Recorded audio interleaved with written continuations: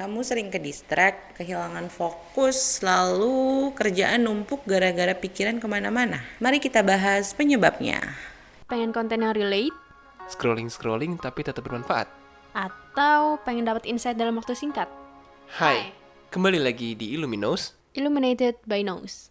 Halo Sobat Nose, welcome back to YouTube channel Nose Consulting Indonesia. Kembali lagi bersama saya, psikolog klinis di Nose Consulting, Winda Widya Hasanah. Hari ini kita akan bahas satu hal yang sering terjadi di kehidupan sehari-hari. Kenapa ya kita sering banget kehilangan fokus? Fokus itu bukan soal kehendak kita aja nih buat tekan tombol switch on, switch off, kapan kita pengen fokus, kapan kita bisa stop dulu nih. Tapi ini tentang kapasitas otak, kapasitas kognitif kita. Setiap hari otak kita diserbu ribuan informasi, mulai dari notifikasi HP, konten-konten yang kita tonton, suara-suara orang ngobrol, suara orang lalu lalang, lalu tugas dan pekerjaan yang kita punya, maupun pikiran kita nih yang gak bisa diem. Kondisi ini membuat otak kita harus memfilter nih, mana ya hal yang penting, mana yang mungkin bisa kita tunda dulu nih. Tapi sayangnya otak manusia itu bukan mesin yang mungkin kalau mulai habis baterai bisa sambil dicas tetap jalan oke. Otak kita bisa kelelahan dan saat itulah fokus kita mulai bocor kemana-mana.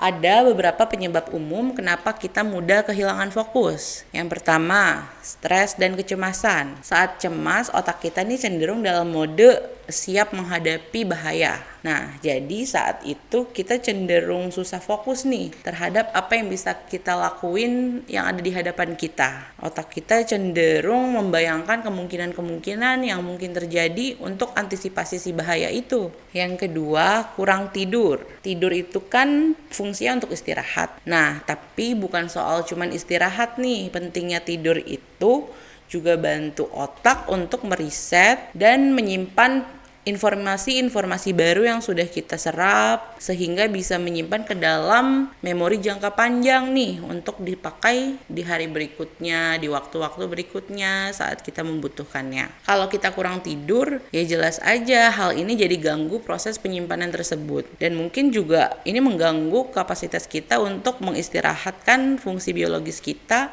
hingga akhirnya pikirannya mudah kemana-mana, mudah ngawang-ngawang. Selanjutnya, multitasking. Banyak orang ngerasa mungkin multitasking itu adalah harus ya. Padahal sebenarnya otak kita nggak didesain untuk melakukan banyak hal dalam satu waktu. Justru kalau kita melakukan banyak hal dalam satu waktu, ini mungkin ngeganggu fokus kita pada ya apa yang mungkin bisa kita lakukan pada tugas itu. Akhirnya ini ngebuat performa kita nggak optimal. Selanjutnya, dopamin dari gadget. Lalu scrolling, lalu mungkin hal-hal yang kita suka, konten-konten yang kita serap, itu memberikan hormon dopamin yang merupakan hormon bahagia gitu ya. Namun karena ini dari gadget, lalu apalagi kalau kita nontonnya short, ini adalah reward dalam bentuk yang datangnya itu cepat gitu ya. Jadi cenderung semu dan ya karena cepat tadi jadinya cuma sesaat lewat gitu. Tiba-tiba ganti lagi, mungkin emosi kita tiba-tiba berubah lagi. Nah, hal ini menyebabkan kita ada rasa kecanduan tuh untuk dapetin hal yang cepat, kebahagiaan singkat. Nah, pada akhirnya kondisi ini ngebuat kita kesulitan nih untuk melakukan suatu hal yang membutuhkan waktu dan juga usaha. Misalnya bekerja, belajar, ngerjain tugas sulit, atau mungkin kalau pada anak-anak hal ini juga bisa berkaitan dengan ya mereka jadi gampang nyerah,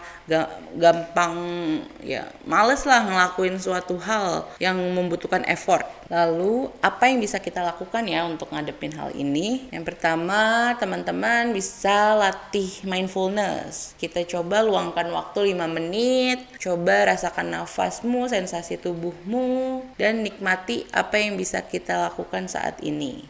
Hal ini ngebantu otak untuk bisa fokus ke momen ya saat ini. Apa yang bisa kita lakukan saat ini dibanding kita kebawa dengan pikiran-pikiran kita. Yang kedua, atur lingkungan. Rapikan meja dan singkirkan berbagai distraksi. Mungkin bisa juga matikan notifikasi HP sehingga kita bisa fokus dan kita bisa ngasih tahu otak nih kalau ini memang waktunya untuk gue konsentrasi. Selanjutnya teknik Pomodoro. Mungkin kamu bisa ngelakuin tugas dalam waktu 25 menit. Lalu 5 menit selanjutnya kita pakai untuk istirahatkan otak. Lalu selanjutnya ini diulangi lagi. Mungkin misalnya kamu punya target waktu 2 jam pengen ngerjain tugas gitu ya. Nah ini bisa tuh kita bagi ya tadi 25 menit ngerjain, 5 menit istirahat. Mungkin bisa lanjut lagi 25 menit ngerjain lagi, 5 menit istirahat hingga kita mencapai si 2 jam itu.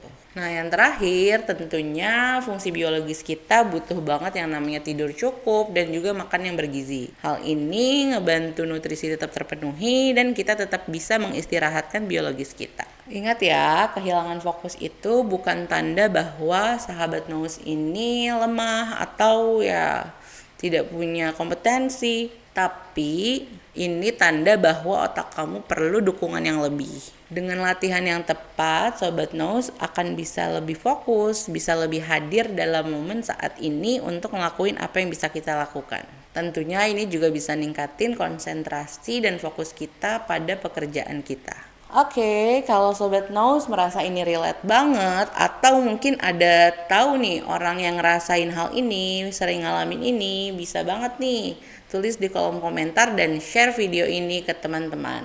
Sampai bertemu di video selanjutnya.